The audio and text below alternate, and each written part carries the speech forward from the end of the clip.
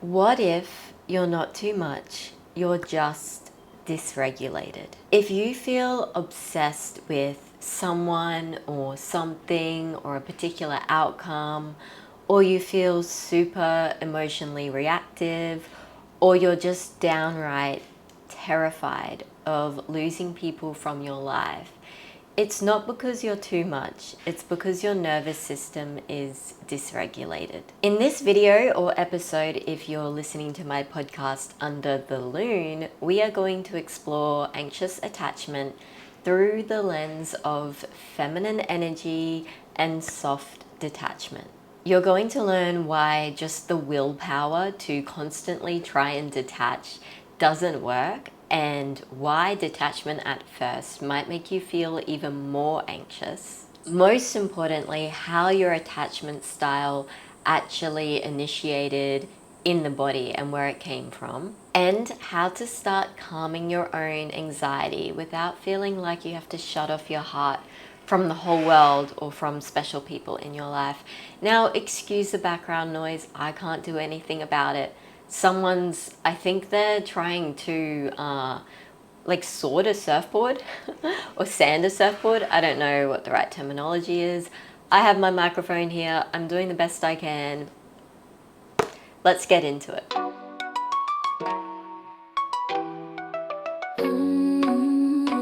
I'm making a formal decision to film from my car now, because every time I try and film on a Sunday, there is something that disturbs the video. And to be honest, it is getting on my last nerve. So the background is going to change from now on. There's literally nothing more annoying. Anyway, let's talk through anxious attachment. This book, Attached, has really helped me understand anxious attachment in a psychological way without the definitive societal pressure that, you don't need anyone and that we're not meant to be with people, right? There's this notion on social media that detachment means, for a woman, you don't need a man, you don't need to be with anyone. And I had this feeling in my heart when I first started researching detachment. I was like, yeah, but aren't, a woman and a male meant to be together? They're meant to mate. They're meant to reproduce. There is something in our biology that makes us want to be with people, that makes us want to be even in a community and have support. So the notion of detachment, I honestly believe, is sincerely misunderstood. And there's all of these influencers or content creators reinstating the notion that you don't need anyone and that you're not meant to be with anyone. And as soon as you understand that, that is how you detach. And honestly, that is not the truth. And that is not what will heal your anxious attachment. That is just going to create more anxiety for yourself. And so I've made some notes from this book called Attached. If you want to purchase it, I have the Amazon store link in my description of my YouTube video. The first one I have is a note about Tamara and the examples. So there's an example in this book that really helps us understand attachment styles. So I'm just going to read a very short paragraph. We have always considered Tamara to be an extremely well-rounded, resilient person, and we were starting to wonder if we were mistaken about her strength. Although Tamara could point out Greg's history of being unable to maintain a serious relationship and his unpredictability, and even acknowledge that she would probably be happier without him, she was not able to muster the strength to leave. And I once felt exactly like that. I had this moment in my life where I was so anxiously attached to someone. I knew I should leave. I knew I needed space. And people did view me as a strong person, someone with a lot of willpower, someone with a lot of wisdom. And despite all of that, I could not leave this person. And what was so confusing was that I had left people before, okay? I had dated men before, I had been in a relationship before, I was able to leave them. This time I wasn't able to leave this person, and it was so confusing. And the reason I wanted to share this example is because Tamara, the lady who's very strong willpowered, the lady who everyone thought that she had the strength to leave him, she couldn't leave this person, Greg. And that is because of anxious attachment. Being anxiously attached to someone, it doesn't mean that you don't have strength and that you don't have willpower, or that you're not a strong person emotionally. It's not to say that you're weak emotionally in any way, shape, or form. It is simply a reflection of something from your childhood years, your early years, where you learned either love was conditional, or in order to receive love or feel worthy, you had to be in the presence of, a guardian or a parent, and the way that parent looked after you or cared for you or didn't dictated whether you felt worthy of their love, right? And so someone who as strong and as willpowered as Tamara can still experience anxious attachment, can still find it extremely difficult to leave someone. And that's what I wanted to start this video off, because I feel like there's this notion that, if you're anxiously attached, you're a weak person, you struggle emotionally, you're so dysregulated. And at the end of the day, it's not to say that you're not a strong person, that you don't have willpower. In fact, watching this video right now takes so much strength. In fact, you choosing to be the change in your family bloodline so the patterns don't repeat shows so much strength. Me opening up this video, studying detachment, helping others master detachment in a soft and feminine way shows so much strength. Just because I was anxiously attached, it didn't mean I wasn't a strong person. It didn't mean that I was extremely dysregulated and crazy and psycho. It just meant that I hadn't healed a wound from my past, and it was up to me to change that if I didn't want the rest of my family bloodline to experience that. The second thing I want to share is the reason why detachment is so powerful. I have some notes on my computer as well so that we get through this in a chronological order. When you consciously work on becoming more secure, life stops swaying you in every which way, okay? And there's a sentence on page 11 that says, what a difference it would make if they could consciously work towards becoming more secure in their attachment styles instead of life sway them every which way. If you're an anxiously attached person, you will probably feel like life just pushes you in this way, swings you that way, and you feel so out of control, which just makes you more anxiously attached. People who are anxiously attached, and I know this from experience, they feel the need to control. But being anxiously attached just causes more anxious attachment, because you are letting life throw you in this way and that way. For example, in my previous, relationships, not that I've been in many at all, but even when it came to dating men, I would just let it swing me this way, swing me that way. Oh, this person likes doing that, I like doing that, even though deep down I didn't. Or this person, really loves whatever, then, I love that. And I would just swing to be a direct reflection of them. And then the minute I started not being a direct reflection of them was the moment I started to become more secure and become more detached. But it created a lot of friction. All of a sudden I was developing into someone that they didn't meet. And that can be scary. But that is the only way that you start to become more secure, is instead of letting life swing you in which way and trying to mirror whoever that person is, you start to get to know yourself instead. The third one, attachment theory. So my third point is, what is attachment theory? Based on the assertion that the need to be in a close relationship is embedded in our genes. This is why I love this book, and this is why I strongly disagree with a lot of theories about detachment. A lot of people, content creators, they have this notion that, oh, you don't need anyone. Oh, we're not, that's detachment. Oh, I'm just unbothered. We, biologically, from our genetics, are wired to be with someone. So it is not a bad thing to desire being with someone. If you're going to take one thing from this video, this episode, it is that the background noise is just so great. In this book, they talk about the evolutionary ties. Long story short, biologically, women are made in a certain way. Men are made in a certain way so that two can come together and reproduce. There is an innate desire in our biology to be with someone.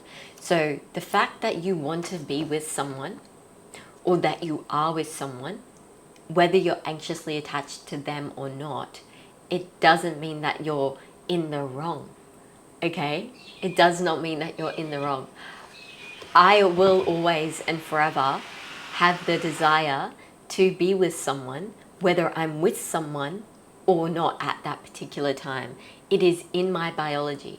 And the moment you accept that is the moment you start to detach in a soft, feminine way. What are we meant biologically to do as women? We are meant to give birth. We are meant to nurture, okay? That is why we have this desire. That is why if you sleep with a man, all of a sudden, oh my gosh, he's my husband. Oh my gosh, I can see him as being the father of my children. That is why. It's in our genetics, which is why for me personally, I have a very strong boundary of not sleeping with a man until I am married, because otherwise I will see them as the husband to my children, even if they're not the right, fit, or they're not aligned. Number 4, your anxious attachment originates from a basic instinct to maintain contact with an attachment figure at all costs. And this is amplified greatly by an anxious attachment style. As a child, you had the need to be taken care of. You had the need for someone to tell you right from wrong and teach you things. You had this innate instinct to maintain contact with your attachment figure. That is normal. You had an innate instinct to maintain contact with your dad or with your mum or whoever cared for you, right? And this is where attachment styles start to develop, because whether your parents treated you in the right way or not as a child, you still would have had the innate feeling that you need to maintain contact with them. Even if they treated you extremely poorly, deep down, you still had this innate need, a genuine need to maintain contact with them. It's part of the biology, okay? And if they didn't treat you in the way a child should be treated, that is where these anxious attachment styles start to develop. In some cases, it can come from a lot of severe trauma. And in other cases, it can be something as simple as, my parents are great. It was just that they worked all the time and I barely could be in contact with them as much as I wanted as a child, because they were always so busy working and trying to provide for me and the household. And that is a very simple way for you to start to develop anxious attachment, even in your early years. And it doesn't have to be this extremely traumatic scenario. It can be something as simple as that. Now, understanding where your attachment style begins with is one of the most healing things you can do to start healing your anxious attachment. Awareness is the first step to healing anything. I say this in a lot of my videos, and I always say it to my clients. So if you're starting to think of, oh, actually, you know what, my dad did work a lot, or, oh, you know what, my parents were divorced, and therefore I didn't have as much time with one parent figure as I did with another. This is starting to make sense. If you're having those moments throughout this video or this episode, that is so healing in itself, and that is some of the greatest inner work that you could possibly do. So if you're thinking about those scenarios, good on you. The next point I have is protest behavior in the digital age, okay? What is protest behavior? It is something like such as calling your attachment figure multiple times, or texting them a heap, or who knows what, trying to drive around the city and find where they are because they're ignoring you. Or it can be the opposite of that and trying to create jealousy in them, so that they come racing back to you and they start chasing you. That is protest behavior. It does not necessarily come from weakness. It originates instead from a basic instinct to maintain contact with an attachment figure at all costs, and is amplified greatly by anxious attachment. So for me, for example, I had many times in my past where I would text constantly. If they didn't reply and I knew they had their phone with them and I can see that they had been online, I text again and again and again and again, protesting, basically needing their contact. Or I would call, then I'd call again, then I'd call on WhatsApp, right? Or if they didn't do that, then I would start emailing them. Okay, I even had a time, I remember this, I've never done it since though, because it was so silly. Someone was ignoring me, someone that I was dating for an extremely short period, and I drove around almost the entire coastline trying to find where this man went. I knew he was ignoring me, and we had a disagreement, and I felt so anxious. The calling didn't work, the texting didn't work. I started driving to literally every beach on the coastline to find him. And eventually I found him, and it was so ridiculous. But it can be greatly amplified, and it is more and more amplified depending on how, for lack of a better word, extreme your anxious attachment is. There is a spectrum to everything, right? And so for some, their anxious attachment might be a 5 out of 10. For some, it might be a 10 out of 10. For some, it might be a 2 out of 10. And that is how healing your attachment style goes. You might start as a 10 out of 10, I sure did. But over time, it dialed back and back and back and back, right? And I need you to understand that that is why throughout healing your anxious attachment and your soft attachment journey, you will still mess up. You will still have moments where you text them, where you call them, or where you allow that anxious energy to dictate your actions and your behaviors, because it's not a flick of a switch. It's not just going to heal in itself overnight, okay? And that is why, again, starting to journal out the reframing and reframing your limiting beliefs about anxious attachment is one of the most healing things you can do, because it makes you stop and think before you take action on that anxiety that you have and the behavior or the action that you want to implement. It makes you stop because you've created awareness. And that is why my 30 days of healing my anxious attachment actually did heal my anxious attachment. So you're welcome to purchase that via the link below. There's a 10% off discount. Anyway, that's not what this video is about. It did help me though. On the topic of protest behavior, which is where you're protesting pretty much your own anxiety and your own anxious attachment, I want to read you a paragraph that really set some light bulbs off in my head. You stay with someone although he's not sure if he loves you. Understandable. You say you want to leave and a few minutes later change your mind and decide that you desperately want to stay. Understandable too. But are such behaviours effective or worthwhile? That's a different story. People with a secure attachment style, they know how to communicate their own expectations and respond to their partner's need effectively without having to resort to protest behaviour. For the rest of us, understanding is only the beginning. I definitely had times where I said I wanted to leave or this is the end, and a few minutes later changed my mind and decided that I desperately wanted to stay.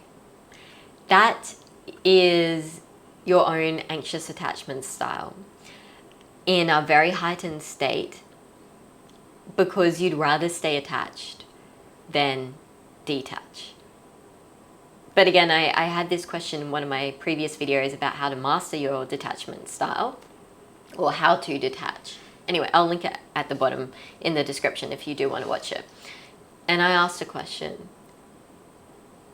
Would you rather be so attached that you're constantly living in someone else's reality, or would you rather detach? Because anxious attachment literally causes you to not even live in your own reality.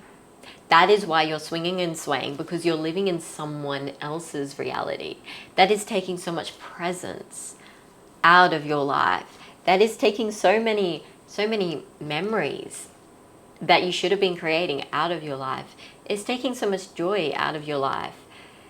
And time is one of the most valuable assets you have. And that is why soft attachment and healing your anxious attachment is one of the most life-giving things I can do for you. That is why I'm so passionate about this. I honestly feel like healing my anxious attachment saved my life, because my quality of life, once I healed it, just went through the roof. Okay, my seventh point, because I already talked about my sixth point. Attachment styles teach us that most people are only as needy as their unmet needs, okay? So again, anxious attachment originates from the understanding that there was something in your childhood where one of your parent figures or both of your parental figures or guardians or whatever it might be, you had needs that were not met as a child. So attachment principles, they teach us that most people are only as needy as their unmet needs. That's why there's a spectrum to this. If you had a lot of needs that were not met as a child, for example, not enough food, for example, not enough care, enough love, not enough presence, etc., then your attachment style or how much of an anxiously attached person you are is probably stronger than someone who actually had parents who were there. There was just a moment or a fraction of their time as a child where there was an unmet need. Maybe it was the fact that their parents couldn't provide them to be able to do the sport that they wanted to do because there wasn't enough money coming in to the household, right? When their emotional needs are met, and the earlier the better, they usually turn their attention outward. This is sometimes referred to in attachment literature as the dependency paradox. The more effectively dependent people are on one another, the more independent and daring they become. So, this leads me to point 8. What is the dependency paradox? The more effectively dependent people are on one another, the more independent and daring they become, which completely contradicts what social media and a lot of content creators are telling you. As I said many times, a lot of people are telling you that you just need to detach. You don't need to depend on a man. You don't need to depend on anyone. You have to become incredibly self-sufficient. And for a woman, that is hurting. your feminine energy, okay? Deep down, women want to be cared for. They want to be provided for. Am I wrong, ladies? No, I'm not wrong, okay? The dependency paradox is essentially the paradox where when you are healthily supported by someone, that allows you to actually become more independent and, go start that business. It makes you have more courage. It creates more confidence in yourself, okay? And this is why it is a paradox. Which leads me to point 9, the codependency myth. This is a long one. A very long one. Okay. The aircon is pumping in here because it's so hot outside and it's giving me a very sore throat. The codependency myth. The codependency movement and other currently popular self-help approaches portray relationships in a way that is remarkably similar to the views held in the first half of the 20th century about the child-parent bond. Remember the happy child who is free of unnecessary attachments. Today's experts offer advice that goes something along the lines of this. Your happiness is something that that should come from within. You have to find happiness by yourself and should not be dependent on your lover or mate. Your well-being is not their responsibility and theirs is not yours. Each person needs to look after himself or herself. In addition, you should learn to not allow your inner peace to be disturbed by the person you are closest to. If your partner acts in a way that undermines your sense of security, you should be able to distance yourself from the situation emotionally. Keep the focus on yourself and stay on an even keel. If you can't do that, there might be something wrong with you. You might be too enmeshed with the other person or codependent, and you must learn to set better boundaries. The basic premise underlying this point of view is that the ideal relationship is one between two self-sufficient people who unite in a mature, respectful way while maintaining clear boundaries. If you develop a strong dependency on your partner, you are deficient in some way. And are advised to work on yourself to become more differentiated and develop a greater sense of self. The worst possible scenario is that you will end up needing your partner, which is equated with addiction to him or her, and in addition, we all know, is a dangerous prospect. While the teachings of the codependency movement remain immensely helpful in dealing with the family members who suffer from substance abuse, as was the initial intention, they can be misleading and even damaging when applied indiscriminately to all relationships. Do we need a moment? That was a lot, wasn't it? Okay. So, the codependency myth is that if you suddenly rely on someone or you are suddenly dependent on them or there's a scenario where you really need their help, oh, you must be addicted to your partner. You're relying on your partner too much. You're too dependent on them. That couldn't be further from the truth, okay? Especially as a woman, if you're in need of help, ask your partner. That will embrace and fire up his masculine energy. It will make his shoulders roll back, his chest puff out. Men want to help. Men, true masculine men, they want to provide, they want to fix, they want to help, okay? And then all of a sudden we have this movement of, oh, I don't need a man, I'm not going to ask my partner for help because I'm so independent, blah, blah, blah, blah, blah, which just increases your masculine energy, therefore decreasing his masculine energy, and then we wonder why men aren't masculine enough and why women struggle to become more feminine. The probability is, if you've been on social media trying to heal your anxious attachment, the likelihood is that you have been told constantly to detach, to become more independent, to become happy by yourself, to learn to fully love yourself and not depend on anyone. And that is so hurtful towards your feminine energy. Okay? I love men. I think men are great. Okay? And as someone who has 2 brothers as well, they have proven to be quite helpful, even though they're very much so younger than me.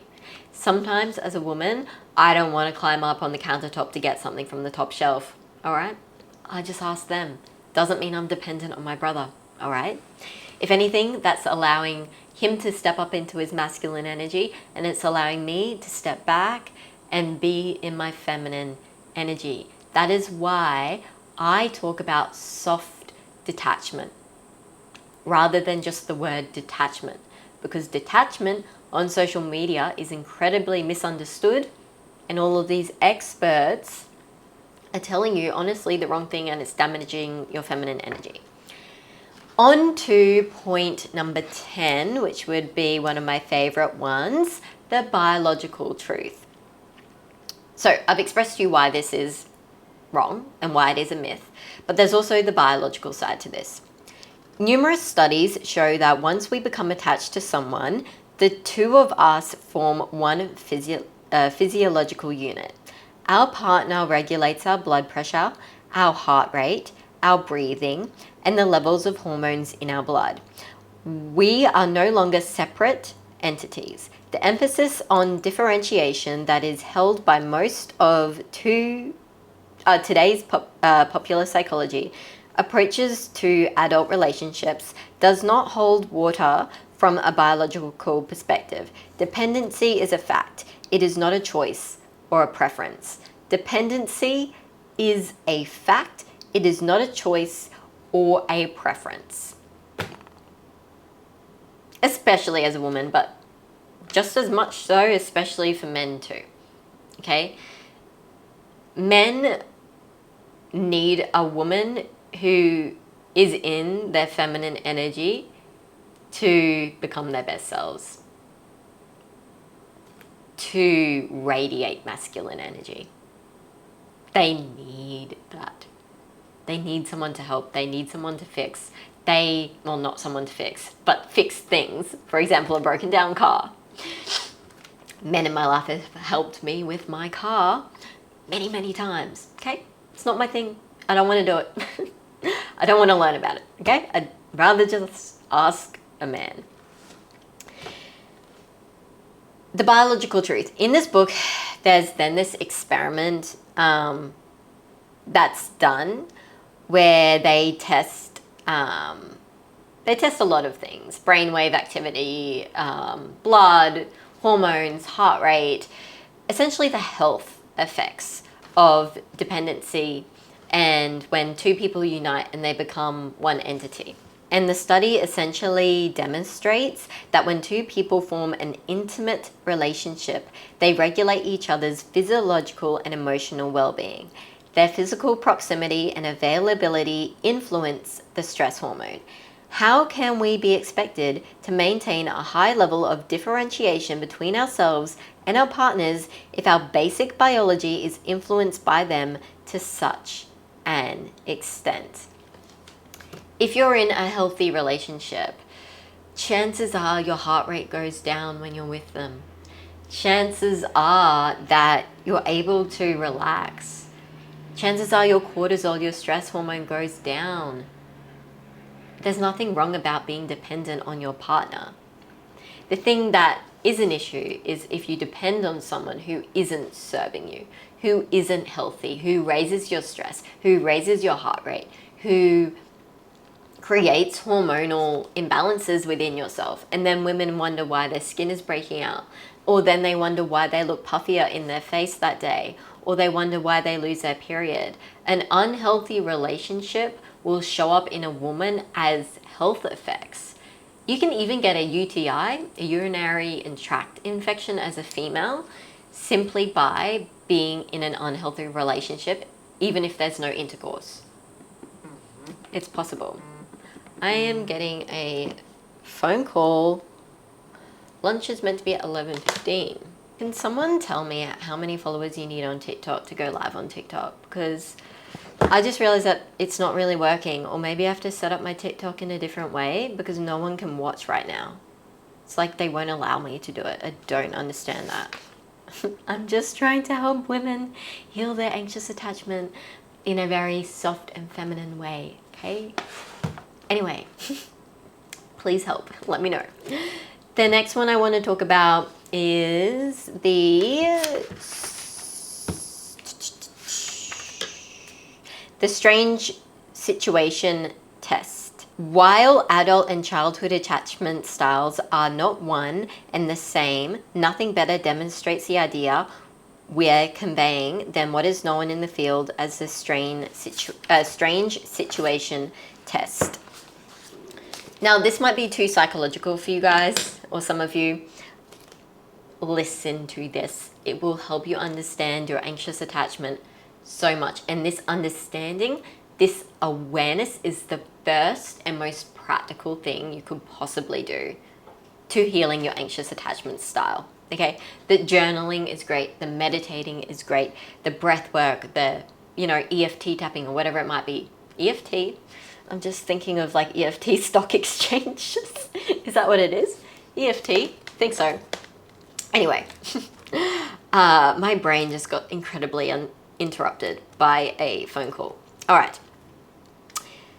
Listen to this one. This is what the strange situation test is. When I read this, I was like, oh my goodness, this makes so much sense. So, Sarah, the mum, and her 12-year-old daughter Kimmy enter a room full of toys.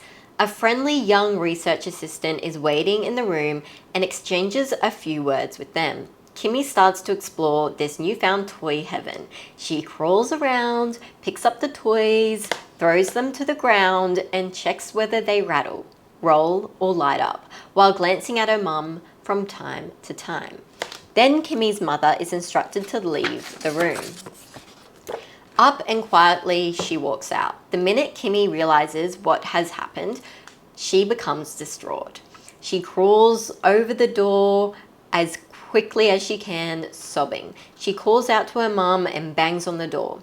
The research assistant tries to interest Kimmy in a box full of colorful building blocks, but this only makes Kimmy more agitated, and she throws one of the blocks in the research assistant's face. When her mother returns to the room, after a short while, Kimmy rushes towards her on all fours and raises her arms to be held. The two embrace, and Sarah calmly reassures her daughter Kimmy. Kimmy hugs her mum tight and stops sobbing. Once she is at ease again, Kimmy's interest in the toys reawakens, and she resumes her play. The experiment Sarah and Kimmy participated in is probably the most important study in the field of attachment theory, referred to as the strange situation test. All right? Mary Ainsworth, who was studying this and the researcher, was fascinated by the way in which children's exploratory drive, their ability to play and learn, could only be aroused, or it could also be stifled by their mother's presence or departure. She found that having an attachment figure in the room was enough to allow a child to go out into a previously unknown environment and explore with confidence. This presence is known as a secure base. It is the knowledge that you are backed by someone who is supportive and whom you can rely on with 100% certainty and turn to in times of need. A secure base is a prerequisite for a child's ability to explore, develop, and learn. Same with our adult life. Okay, if you have a secure base, you're more likely to go out there, start the business, be confident, take risks, and be more independent in those actions. Okay? I don't know how much time I have. Got 5 minutes. That's okay. We have 2 more points. My next point is a secure base for grown-ups. All right? Understanding the strange situation test is going to help you understand what a secure base is as an adult, what to look for, what to try and create in your own life. But don't try too hard Otherwise, you're holding the relationship or your dream man up on a pedestal and creating all of this friction, and you will start chasing men around, and men do not like that. They want to chase you, okay? As adults, we don't play with toys anymore, but we do have to go out into the world and deal with novel situations and difficult challenges. We want to be highly functional at work, at ease and inspired in our hobbies, and compassionate enough to care for our children and partners. If we feel secure, if, like the infant in the strange situation test, when her mother is present, the world is at our feet, we can take risks, be creative, and pursue our dreams. And if we lack that sense of security, if we are unsure whether the person closest to us, our romantic partner, truly believes in us and supports us and will be there for us in times of need, we will find it much harder to maintain focus and engage in life. As in the strange situation test, our partners are thoroughly dependable and make us feel safe, and especially if they know how to reassure us during hard times. If we can turn our attention to all other aspects of life, that makes our existence meaningful.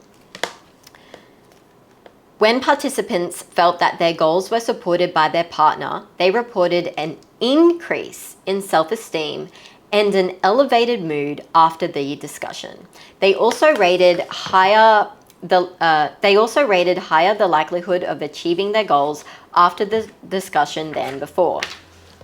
Participants who felt that their partner was more intrusive and or less supportive, on the other hand, were less open to discussing their goals, did not confidently examine ways for achieving those goals, and tended to downgrade their lives during the course of the discussion.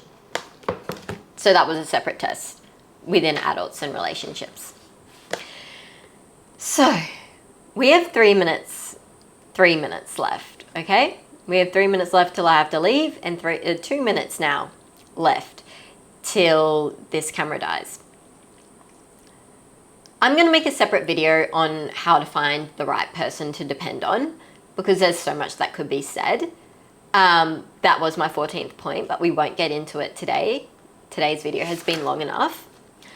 I am going to finish with, again, just reinstating the fact that depending on someone or desiring a partner is not a bad thing. It does not mean that you are an anxiously attached person. Whether you're anxiously attached, avoidant, or secure, you will always desire being with someone and depending on a masculine figure as a woman.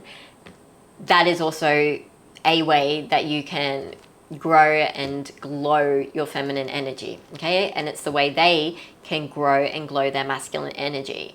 But at the end of the day, you need a secure base. And sometimes as an anxiously attached person, you do need to take some time to create that sense of security within yourself. But again, I do not want you to get into your heads that the idea of being detached is not needing anyone, not depending on anyone, and being completely unbothered, okay? Because that's just not healthy, and that is not going to help you create the life of your dreams, especially if you're a woman who wants a relationship or desires a healthy relationship or has children or wants a family. And I know many women who follow me do want that. And that is the main message I want to get across, is that anxious attachment, it does mean a dysregulated nervous system, but it doesn't mean all partners or all men will dysregulate your nervous system. If you work on your attachment style and you are able to attract a secure person, they will not dysregulate you. If anything, they will make you feel more secure and more in your feminine energy, and that is so possible for you, okay? Just keep watching the videos, keep doing the work you need to do. If you feel you need one-on-one mentorship, you can apply via the link below. Of course, only if you're interested. That's it for today's video, guys, or episode if you're listening on my podcast Under the Loon. Thanks so much for watching, and I will see you in the next video.